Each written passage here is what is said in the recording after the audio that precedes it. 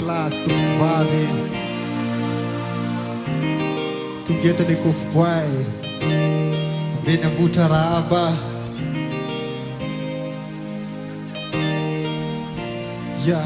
mfari pena ke fakup na watane penduan fanat nes kitu kan mendanda fazavan simana natenai na fisa nandro miady mafy utunren tately amela mamo anza fiafy kandora vonkiafy tsika maky lalatsatro tsy loha taona lava fandraindray mba ho andro maliko raha hoavy ny andro tsika mosy paranelanelana omena olo kafa vesa iandry anale toerana raha isy anondro molotra ka ho voaroiroy move tapitra eo ny atsika sambola itoy anaty bary anao samelana tsy anjara saby io ny tena fa hoe zay tokole tsy anjara kovopoainy tena mety hodizina ndraindray mety teniteny maloto mety anao kozy masay hoetiketi-po anao fetsika tsy voahevitra tsy maniry loza fa vorona ve anao ny andevitra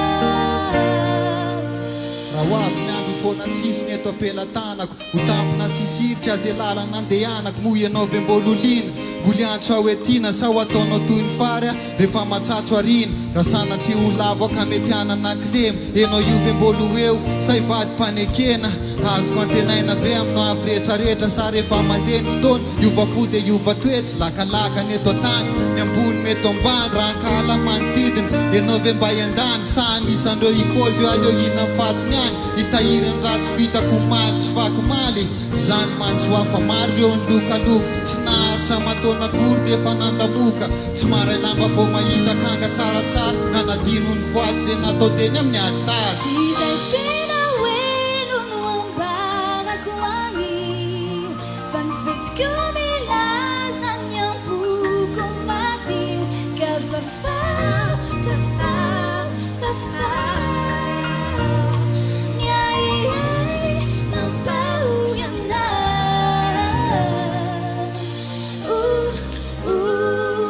Misy olona ve ato?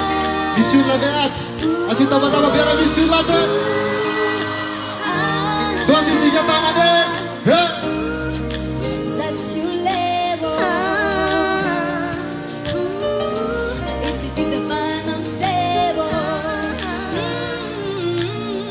Mafimafy tompoko